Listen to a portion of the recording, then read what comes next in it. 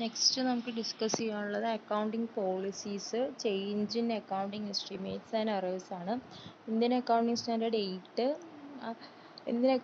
8-നകത്താണ് ഈ change in accounting estimates, errors, accounting policies ഇതിനെക്കുറിച്ച് പറഞ്ഞിരിക്കുന്നത്. അതായത് ഒരു എൻറ്റിറ്റിക്ക് അക്കൗണ്ടിങ് പോളിസീസ് അല്ലെങ്കിൽ അക്കൗണ്ടിങ് എസ്റ്റിമേറ്റ്സ് ഒക്കെ ചേഞ്ച് ചെയ്യണമെങ്കിൽ, അല്ലെങ്കിൽ എറേഴ്സ് വന്നിട്ടുണ്ട് ഫിനാൻഷ്യൽ സ്റ്റേറ്റ്മെൻറ്റിൽ, അത് കറക്റ്റ് ചെയ്യണമെങ്കിൽ എന്തൊക്കെ ഗൈഡ് ലൈൻസ് ആണ് ഫോളോ ചെയ്യേണ്ടത്, എങ്ങനെയാണ് ഒരു അക്കൗണ്ടിങ് പോളിസി സെലക്ട് ചെയ്യുക, ചേഞ്ച് ചെയ്യുക, അല്ലെങ്കിൽ ഒരു അക്കൗണ്ടിങ് എസ്റ്റിമേറ്റ് ചേഞ്ച് ചെയ്യുക, എറേഴ്സ് വന്നിട്ടുണ്ടെങ്കിൽ അത് കറക്റ്റ് ചെയ്യുക, അങ്ങനെയുള്ള കാര്യങ്ങളെ കുറിച്ചിട്ടുള്ള ഗൈഡൻസ് ആണ് accounting policy, change in accounting estimates and errors, അതായത് ഇന്ത്യൻ അക്കൗണ്ടിങ് സ്റ്റാൻഡേർഡ് 8-നകത്ത് പറയണത്. അപ്പോൾ ഇതിൻ്റെ ഒബ്ജക്റ്റീവ് എന്താണെന്ന് ചോദിച്ചു കഴിഞ്ഞാൽ, അക്കൗണ്ടിങ് പോളിസീസ് സെലക്ട് ചെയ്യാനും ചേഞ്ച് ചെയ്യാനും ഒരു പ്രിസ്ക്രൈബ്ഡ് ക്രൈറ്റീരിയ, ഒരു സ്റ്റാൻഡേർഡ് പറയുക എന്നുള്ളതാണ് ഈ ഒരു ഇന്ത്യൻ അക്കൗണ്ടിങ് സ്റ്റാൻഡേർഡ് 8-ൻ്റെ ഒബ്ജക്റ്റീവ് എന്ന് പറയുന്നത്.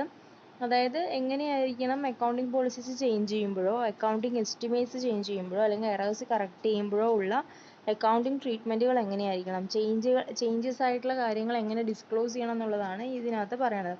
ഇതിൻ്റെ സ്കോപ്പ് എന്തൊക്കെയാണ് പറയുന്നത്, ഇതിനകത്ത് എന്തൊക്കെ കാര്യങ്ങൾ ഡീൽ ചെയ്യുന്നതെന്ന് വെച്ച് കഴിഞ്ഞാൽ, application of accounting policies and selection of accounting policies, ഒരു അക്കൗണ്ടിങ് പോളിസിയുടെ സെലക്ഷനും അപ്ലിക്കേഷനും, അതേപോലെ തന്നെ അക്കൗണ്ടിങ് പോളിസീസിൻ്റെ ചേഞ്ചസ്, അതിൻ്റെ അക്കൗണ്ടിങ് എസ്റ്റിമേറ്റ്സിൻ്റെ ചേഞ്ചസ്, അതേപോലെ തന്നെ പ്രയർ പീരീഡ് എറേഴ്സ് കറക്റ്റ് ചെയ്യുക, മുമ്പ് സംഭവിച്ചിട്ടുള്ള എറേഴ്സ് കറക്റ്റ് ചെയ്യുക എന്നുള്ളതാണ് ഇതിനകത്ത് നടക്കുന്നത്.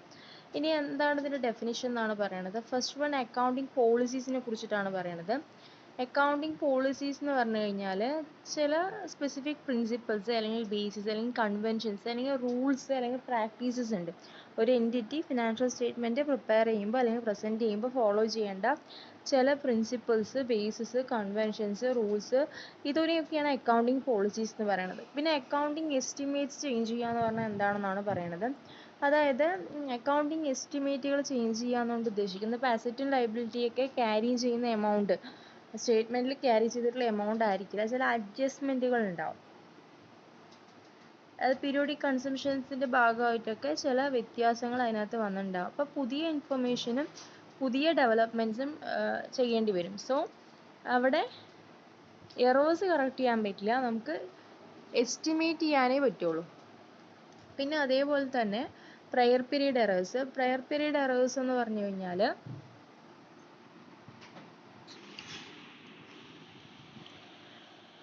പിന്നെ പ്രയർ പീരീഡ് എറേഴ്സ് ആണ്. പ്രയർ പീരീഡ് എറേഴ്സ് എന്ന് പറഞ്ഞാൽ, പ്രയർ പീരീഡ്സ്, അതായത് മുമ്പ് ഫിനാൻഷ്യൽ സ്റ്റേറ്റ്മെൻറ്റ്സ് പ്രിപ്പയർ ചെയ്യുമ്പോൾ നമ്മൾ എന്തെങ്കിലും വിട്ടുപോയിട്ടുണ്ടാവും, ഒമിഷൻസ് സംഭവിച്ചിട്ടുണ്ടാവും, അല്ലെങ്കിൽ മിസ്സ്റ്റേറ്റ്മെൻറ്റ്സ് എന്തെങ്കിലും തെറ്റായിട്ട് രേഖപ്പെടുത്തിയിട്ടുണ്ടാവും, അങ്ങനെയുള്ള കാര്യങ്ങൾ കറക്റ്റ് ചെയ്യാൻ അതും ഈ സ്റ്റാൻഡേർഡിന് കീഴിൽ വരുന്നതാണ്. അതേപോലെ തന്നെ റെട്രോസ്പെക്റ്റീവ് ആപ്ലിക്കേഷൻ എന്ന് പറഞ്ഞാൽ, പുതിയൊരു അക്കൗണ്ടിങ് പോളിസി ഏതെങ്കിലും ഒരു ട്രാൻസാക്ഷനോ ഇവൻറ്റ്സിനോ കണ്ടീഷനോ വേണ്ടി കമ്പനിക്ക് അപ്ലൈ ചെയ്യണമെങ്കിൽ അതിൻ്റെ ആപ്ലിക്കേഷൻ ഉണ്ട്, അതാണ് റെട്രോസ്പെക്റ്റീവ് ആപ്ലിക്കേഷൻ എന്ന് പറയുന്നത്. അതേപോലെ തന്നെ അതും ഇതിനകത്ത് വരുന്നതാണ്. പിന്നെ റെട്രോസ്പെക്റ്റീവ് റീസ്റ്റേറ്റ്മെൻറ്റ് എന്ന് പറഞ്ഞു കഴിഞ്ഞാൽ, നമുക്ക് ചില കാര്യങ്ങൾ,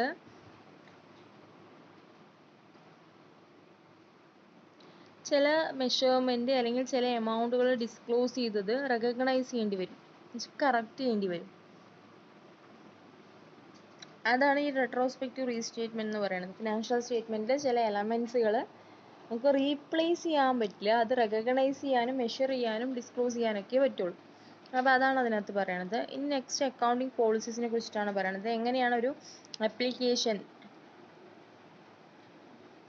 selection and application of accounting policy, ഒരു അക്കൗണ്ടിങ് പോളിസി എങ്ങനെ സെലക്ട് ചെയ്യണം, എങ്ങനെ അപ്ലൈ ചെയ്യണം എന്നുള്ളതാണ് പറയുന്നത്. ഓരോ ട്രാൻസാക്ഷനും സ്പെസിഫിക് ആയിട്ടാണ് ഇന്ത്യൻ അക്കൗണ്ടിങ് സ്റ്റാൻഡേർഡ് അപ്ലൈ ചെയ്യുക.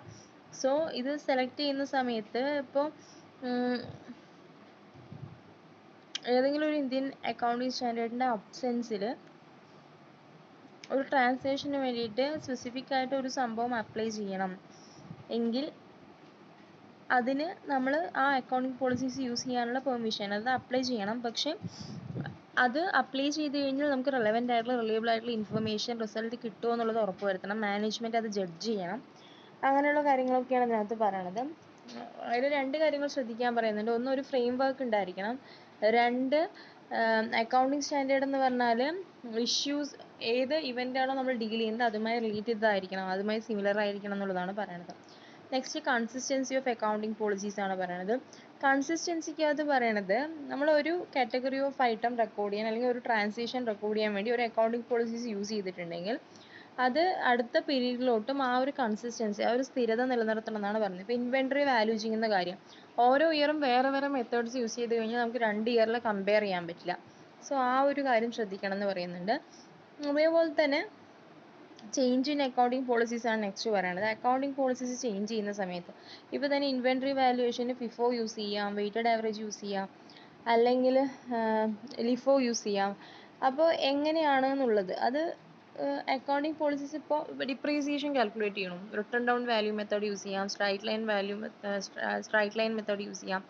അപ്പോൾ ഇങ്ങനെ നമ്മൾ ഇയർ ടു ഇയർ ചേഞ്ച് ചെയ്ത് കഴിഞ്ഞാൽ കമ്പയർ ചെയ്യാൻ ബുദ്ധിമുട്ടായിരിക്കും. ആ ചേഞ്ച് ചെയ്യുന്ന സമയത്ത് ചേഞ്ച് ചെയ്യുകയാണെങ്കിൽ റയർ ആയിരിക്കും അക്കൗണ്ടിങ് പോളിസീസ് ചേഞ്ച് ചെയ്യുക, കാരണം കമ്പനിക്കും കൺവീനിയൻറ്റ് എല്ലാ ഇയറും ഒരേ ഇത് യൂസ് ചെയ്യുന്നതാണ്. അങ്ങനെ ചേഞ്ച് ചെയ്യുകയാണെങ്കിൽ ഇന്ത്യൻ അക്കൗണ്ടിങ് സ്റ്റാൻഡേർഡിൽ പറഞ്ഞിട്ടുണ്ടായിരിക്കണം. അതേപോലെ തന്നെ അത് റിലയബിൾ ആയിട്ടുള്ള റെലവൻ്റ് ആയിട്ടുള്ള ഇൻഫർമേഷൻസ് പ്രൊഡ്യൂസ് ചെയ്യണം. പിന്നെ ചേഞ്ച് ചെയ്യാൻ പറ്റാത്ത ചില കാര്യങ്ങൾ പറയുന്നുണ്ട്. ഒരു പുതിയ ടൈപ്പ് ഓഫ് ട്രാൻസാക്ഷനോ ഇവൻറ്റോ വരികയാണെങ്കിൽ പുതിയൊരു അക്കൗണ്ടിങ് പോളിസി അഡോപ്റ്റ് ചെയ്യരുതെന്ന് പറയുന്നുണ്ട്. അതേപോലെ തന്നെ പാസ്റ്റ് ഇയറിലൊന്നും ഒക്കർ ചെയ്യാത്തൊരു ഇവൻറ്റോ ട്രാൻസാക്ഷനോ സംഭവിച്ചോ അതിനൊരു പുതിയ അക്കൗണ്ടിങ് പോളിസി അങ്ങനെയും ചെയ്യരുതെന്ന് പറയുന്നുണ്ട്. നെക്സ്റ്റ് എങ്ങനെയാണ് അക്കൗണ്ടിങ് പോളിസിയുടെ ചേഞ്ച് അപ്ലൈ ചെയ്യേണ്ടതെന്നുള്ള കാര്യമാണ് പറയുന്നത്. അതായത് അതിനകത്ത് പറയുന്ന കാര്യം എന്താണെന്ന് വെച്ചാൽ an entity shall account for a change in accounting policy resulting from the initial application of ആദ്യം ഒരു ഇന്ത്യൻ അക്കൗണ്ടിങ് സ്റ്റാൻഡേർഡ് അപ്ലൈ ചെയ്തിട്ടുണ്ടാവും, അതിൽ നിന്നുണ്ടാവുന്ന റിസൾട്ട് ഉണ്ടല്ലോ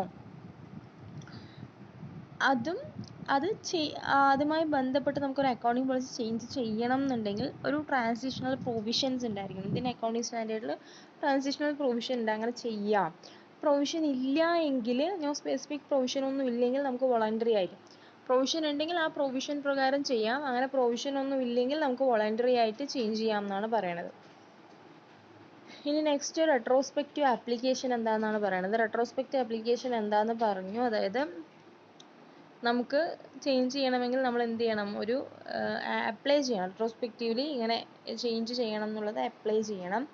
അപ്പോൾ അപ്ലൈ ചെയ്യുമ്പോൾ ശ്രദ്ധിക്കേണ്ട കാര്യം എന്താണെന്ന് വെച്ചാൽ നമ്മൾ കഴിഞ്ഞ വർഷം യൂസ് ചെയ്തതും ഈ വർഷം യൂസ് ചെയ്തതും വ്യത്യാസം ഉണ്ടാവും. ആ സമയത്ത് കഴിഞ്ഞ വർഷത്തെ ക്ലോസിംഗ് ബാലൻസ് ആയിരിക്കും ഇപ്പോഴത്തെ ഓപ്പണിംഗ് ബാലൻസ് ആയിട്ട് നമ്മൾ എഴുതുക. സോ നമുക്ക് എമൗണ്ട് കമ്പയർ ചെയ്യാനും പ്രസൻറ്റ് ചെയ്യാനും അങ്ങനെയുള്ള ബുദ്ധിമുട്ടുകളൊക്കെ പുതിയ അക്കൗണ്ടിങ് പോളിസീസ് അപ്ലൈ ചെയ്യുമ്പോൾ വരും എന്നാണ് പറയുന്നത്. ഇനി റെട്രോസ്പെക്റ്റീവ് ആപ്ലിക്കേഷൻ്റെ ലിമിറ്റേഷൻ എന്താണെന്ന് പറയുന്നുണ്ട്. ലിമിറ്റേഷൻ എന്താണെന്ന് പറഞ്ഞാൽ ഇപ്പോൾ പറഞ്ഞ കാര്യങ്ങളൊക്കെ തന്നെയാണ്.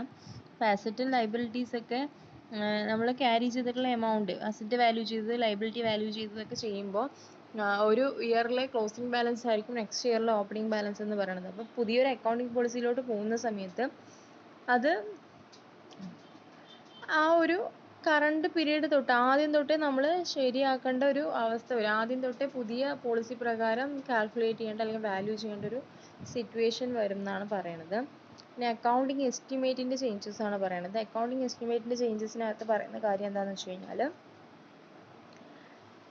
ചില സമയത്ത് ബിസിനസ്സിൽ അൺസർട്ടനിറ്റീസ് ഉണ്ടാവും. അൺസർട്ടനിറ്റീസ് കാരണം നമുക്ക് ഫിനാൻഷ്യൽ സ്റ്റേറ്റ്മെൻറ്റുകൾ കറക്റ്റായിട്ട് പ്രിസൈസ് ആയിട്ട് മെഷർ ചെയ്യാൻ പറ്റാറില്ല. പക്ഷെ നമുക്ക് എസ്റ്റിമേറ്റ് ചെയ്യാൻ പറ്റും. ജഡ്ജ്മെൻറ്റിന് വേണ്ടിയിട്ട് ഒരു എസ്റ്റിമേഷൻ, ഒരു ഊഹത്തിൽ നമുക്ക് ആ ഇൻഫർമേഷൻസ് അവൈലബിൾ ആയത് വെച്ചിട്ട് നമുക്ക് ജഡ്ജ് ചെയ്യാൻ പറ്റും. അപ്പോൾ നമുക്ക് മെഷർ ചെയ്യാൻ പറ്റിയില്ലെങ്കിലും എസ്റ്റിമേറ്റ് ചെയ്യാൻ പറ്റും. അപ്പോൾ അതിനെയാണ് അക്കൗണ്ടിങ് എസ്റ്റിമേറ്റ്സ് എന്ന് പറയുന്നത്. അതായത് പുതിയൊരു ഇൻഫർമേഷൻ്റെയോ എക്സ്പീരിയൻസിൻ്റെയോ ഭാഗമായിട്ട് ഒരു സർക്കംസ്റ്റാൻസസിൽ എന്തെങ്കിലും ഒരു ചേഞ്ച് വരുത്തുക അല്ലെങ്കിൽ എക്സ്പീരിയൻസ് ഗ്രോ ചെയ്യുക, അതിനെയൊക്കെയാണ് ഈ അക്കൗണ്ടിങ് എസ്റ്റിമേറ്റ് എന്നുകൊണ്ട് ഉദ്ദേശിക്കുന്നത്. ഫിനാൻഷ്യൽ സ്റ്റേറ്റ്മെൻറ്റുമായി ഈ ചേഞ്ച് ഇൻ എസ്റ്റിമേറ്റ് എന്ന് പറയുന്നത് ഫിനാൻഷ്യൽ സ്റ്റേറ്റ്മെൻറ്റ് റീസ്റ്റേറ്റ് ചെയ്യാനൊന്നും ആവശ്യമില്ല എന്നാണ് പറയണത്. അതായത് ഒരു എറർ കറക്റ്റ് ചെയ്യാനൊന്നും നമുക്ക് ഈ എസ്റ്റിമേഷൻ കൊണ്ട് സാധിക്കില്ല. Just the revision of an estimate is not related, prior പീരീഡുമായിട്ട് അത് റിലേറ്റഡും അല്ല എന്ന് പറയുന്നുണ്ട്. അപ്പോൾ അതിലൊന്നും കാര്യമില്ല എന്നാണ് പറയുന്നത്. കാരണം ഒരു എറർ കറക്റ്റ് ചെയ്യാനോ അല്ലെങ്കിൽ പ്രയർ പീരീഡുമായിട്ട് റിലേറ്റ് ചെയ്യാനൊന്നും പറ്റുന്നില്ല എങ്കിൽ അത് വലിയ തരത്തിൽ എഫക്റ്റ് ചെയ്യാനൊന്നും പോകുന്നില്ല. അതേപോലെ തന്നെ next change in measurement basis ആണ് പറയണത്. അതായത് ബിസിനസ് മെഷർമെൻറ്റ് ബേസിസിൽ ചില കാര്യങ്ങൾ അപ്ലൈ ചെയ്യാറുണ്ട്. ഈ മെഷർമെൻറ്റ് ബേസിസ് എന്നുള്ള സംഭവം നമ്മൾ ചേഞ്ച് ഇൻ അക്കൗണ്ടിങ് പോളിസി ആയിട്ട് വേണം കൺസിഡർ ചെയ്യാൻ, ചേഞ്ച് ഇൻ അക്കൗണ്ടിങ് എസ്റ്റിമേറ്റ് ആയിട്ട് കൺസിഡർ ചെയ്യരുതെന്ന് പറയുന്നുണ്ട്. അതേപോലെ തന്നെ ചില സിറ്റുവേഷനിൽ ചേഞ്ച് ഇൻ എസ്റ്റിമേറ്റ് ആണോ ചേഞ്ച് ഇൻ അക്കൗണ്ടിങ് പോളിസി ആണോ എന്നുള്ളത് മനസ്സിലാക്കാനുള്ള ഡിഫിക്കൽട്ടി വരും, ഒരു കൺഫ്യൂഷൻ വരും. അങ്ങനെയുള്ള കൺഫ്യൂഷൻ വരുന്ന ട്രാൻസാക്ഷൻ ആണെങ്കിൽ അത് ചേഞ്ച് ഇൻ അക്കൗണ്ടിങ് എസ്റ്റിമേറ്റ് ആയിട്ട് കണക്കാക്കാനാണ് പറഞ്ഞിരിക്കുന്നത്. എൻ്റെ ഒരു ചെറിയ പ്രോബ്ലം ഒക്കെ തന്നിട്ടുണ്ട്, അത് നിങ്ങളൊന്ന് വർക്കൗട്ട് ചെയ്ത് നോക്കണം, നോക്കിയിട്ട് മനസ്സിലായില്ലെങ്കിൽ ചോദിക്കാം. ഇനി change in accounting estimate prospective application ആണ് പറയണത്. അതായത് അക്കൗണ്ടിങ് എസ്റ്റിമേറ്റിൽ ഉണ്ടാകുന്ന ചേഞ്ച് അതിൻ്റെ എഫക്റ്റ് റെക്കഗ്നൈസ് ചെയ്യണം എന്നാണ് പറയുന്നത്. പ്രോസ്പെക്റ്റീവ്ലി റെക്കഗ്നൈസ് ചെയ്യണം എന്നാണ് പറയുന്നത്, പ്രോഫിറ്റോ ലോസോ എന്താണെങ്കിലും. അതിനകത്ത് പറയുന്നത് പീരീഡിൽ ഇമ്പോർട്ടൻ്റ് ഉണ്ടെങ്കിൽ, അതായത് പീരീഡിനെ മാത്രം അഫക്റ്റ് ചെയ്യാണ് ഒരു ചേഞ്ച് ഇൻ എസ്റ്റിമേറ്റ് എങ്കിൽ ആ പീരീഡിനെ കുറിച്ചിട്ട് എന്താണ് പീരീഡിൽ വന്ന ചേഞ്ച് എന്നുള്ളത് കാണിക്കണം. ഇപ്പോൾ എക്സാമ്പിൾ ഒരു പറഞ്ഞിരിക്കുന്ന ബാഡ് ഡെപ്റ്റ് ആണ്. അല്ല, ഒരു പീരീഡിൽ വന്നിട്ടുള്ള ചേഞ്ച് കറണ്ട് ഇയറിനെ മാത്രമല്ല ഫ്യൂച്ചർ പീരീഡ്സിനെയും അഫക്റ്റ് ചെയ്യുന്നുണ്ടെങ്കിൽ, ഇപ്പോൾ അസറ്റിൻ്റെ ഡിപ്രീസിയേഷൻ, അസറ്റിൻ്റെ ലൈഫ്, കോസ്റ്റ് ഓഫ് ലൈഫ്, ഇങ്ങനെയുള്ള കാര്യങ്ങളൊക്കെയാണ് എക്സാമ്പിളായിട്ട് പറയുന്നത്.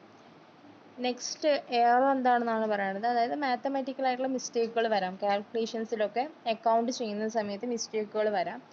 അപ്പോൾ അക്കൗണ്ടിങ് പോളിസീസ് ഇൻകറക്റ്റ് ആയിട്ട് അപ്ലൈ ചെയ്യാം, അല്ലെങ്കിൽ ഈ മിസ്ഇൻ്റർപ്രിട്ടേഷൻ വരാം, തെറ്റായിട്ട് വ്യാഖ്യാനിക്കാം അല്ലെങ്കിൽ വിശകലനം ചെയ്യാം ഫാക്ട്സിനെ, ഫ്രോഡ് പോലുള്ള കാര്യങ്ങൾ,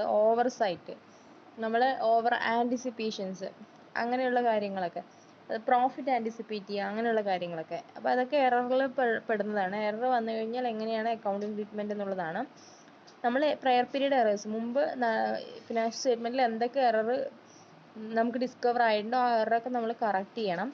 സോ നമ്മൾ കമ്പയർ ചെയ്തിട്ട് പ്രയർ പീരീഡുമായിട്ട് കമ്പയർ ചെയ്തിട്ട് എന്തെങ്കിലും എറർ ഒക്കർ ചെയ്തിട്ടുണ്ടെങ്കിൽ അത് റീസ്റ്റേറ്റ് ചെയ്യണം, അത് കറക്റ്റ് ചെയ്യണം. അതേപോലെ തന്നെ പ്രയർ പീരീഡിൻ്റെ പ്രസൻറ്റേഷന് മുമ്പാണ് അത് ഒക്കർ ചെയ്തിരിക്കുന്നതെങ്കിൽ അസറ്റ്, ലയബിലിറ്റി, ഇക്വിറ്റി ഇതിൻ്റെയൊക്കെ ആദ്യം പ്രസൻറ്റ് ചെയ്ത ഓപ്പണിംഗ് ബാലൻസ് മുതലേ കറക്റ്റ് ചെയ്യണം എന്നുള്ളതൊക്കെയാണ് പറയുന്നത്. പിന്നെ എന്താണ് ഈ റെട്രോസ്പെക്റ്റീവ് റീസ്റ്റേറ്റ്മെൻറ്റിൻ്റെ ലിമിറ്റേഷൻസ് എന്ന് പറയുന്നുണ്ട്. അതായത് ഒരുപാട് പീരീഡ്സ് നമ്മളിങ്ങനെ പ്രയർ പീരീഡ് ഐറ്റംസ് ഒക്കെ പ്രസൻറ്റ് ചെയ്യുന്ന സമയത്ത് നമുക്ക് സ്പെസിഫിക് ആയിട്ടുള്ള പീരീഡിലെ എഫക്റ്റ് ഡിറ്റർമൈൻ ചെയ്യാൻ ബുദ്ധിമുട്ടാണെന്നുള്ള കാര്യമൊക്കെയാണ് ഇതിനകത്തൊക്കെ പറയണത്. അതായത് അസറ്റ്, ലയബിലിറ്റി, ഇക്വിറ്റിയുടെയൊക്കെ ആദ്യത്തെ പീരീഡ് മുതലേ ഉള്ള ഓപ്പണിംഗ് ബാലൻസുകൾ റീസ്റ്റേറ്റ് ചെയ്യുക, അതൊന്നും പ്രാക്ടിക്കലി കുറച്ച് ബുദ്ധിമുട്ടുള്ള കാര്യം തന്നെയാണ് എന്നുള്ളതാണ് പറയുന്നത്. കാരണം ക്യുമുലേറ്റീവ് എഫക്റ്റാണ് കാണിക്കുക. ഇങ്ങനെ നമ്മൾ ഒരു ഇയറിൻ്റെ ഫൈനൽ ബാലൻസ് നെക്സ്റ്റ് ഇയറിൻ്റെ ഓപ്പണിംഗ് ബാലൻസ് ആയിട്ട് അങ്ങനെ വരുന്ന സമയത്ത് അത് റിലേറ്റഡ് ആണ്. സോ അങ്ങനെ റീസ്റ്റേറ്റ് ചെയ്യുമ്പോൾ നമുക്ക് ബുദ്ധിമുട്ടുണ്ട്, പ്രാക്ടിക്കലി കുറച്ച് ബുദ്ധിമുട്ടുണ്ട് എന്നുള്ളതാണ് ഈ ലിമിറ്റേഷനകത്ത് പറയുന്നത്. അപ്പോൾ ഇത്രയാണ് important disclosure based accounting standard എന്നുള്ള ചാപ്റ്ററിൽ പഠിക്കാനുള്ള സ്റ്റാൻഡേർഡുകൾ. അപ്പോൾ ഞാനിതിൻ്റെ തിയറി മാത്രമാണ് പറഞ്ഞത്. ചെറിയ ചെറിയ പ്രോബ്ലംസ് ഉണ്ട്. അപ്പോൾ തിയറി നന്നായി മനസ്സിലാക്കി വെക്കണം. ഈ ഒരു ഏരിയയിൽ തിയറി ചോദിക്കാനുള്ള സാധ്യതയുണ്ട്. EPS കാൽക്കുലേറ്റ് ചെയ്യണത് ഇമ്പോർട്ടൻ്റ് ആണ്. ബേസിക്കും ഡെയിലി EPSും കാൽക്കുലേറ്റ് ചെയ്യണത് ഇമ്പോർട്ടൻ്റ് ആണ്. ബാക്കിയുള്ള പ്രോബ്ലംസ് ഒക്കെ ജസ്റ്റ് ഒന്ന് മനസ്സിലാക്കി വെക്കും. പിന്നെ റെട്രോസ്പെക്റ്റീവ് അപ്ലിക്കേഷൻസ്, റെട്രോസ്പെക്റ്റീവ് സ്റ്റേറ്റ്മെൻറ്റ്, ഇപ്പോൾ പറഞ്ഞ അക്കൗണ്ടിങ് സ്റ്റാൻഡേർഡ് അത് ഇമ്പോർട്ടൻ്റ് ആണ്, അതും മനസ്സിലാക്കി വെക്കും. അപ്പോൾ നമ്മൾ ഇന്ത്യൻ അക്കൗണ്ടിങ് സ്റ്റാൻഡേർഡ് 33 പറഞ്ഞു, earning per share. Indian accounting standard 108 പറഞ്ഞു, segment reporting. Indian accounting standard 10 പറഞ്ഞു, ഇവൻറ്റ്സ് ആഫ്റ്റർ റിപ്പോർട്ടിംഗ് പീരീഡ്.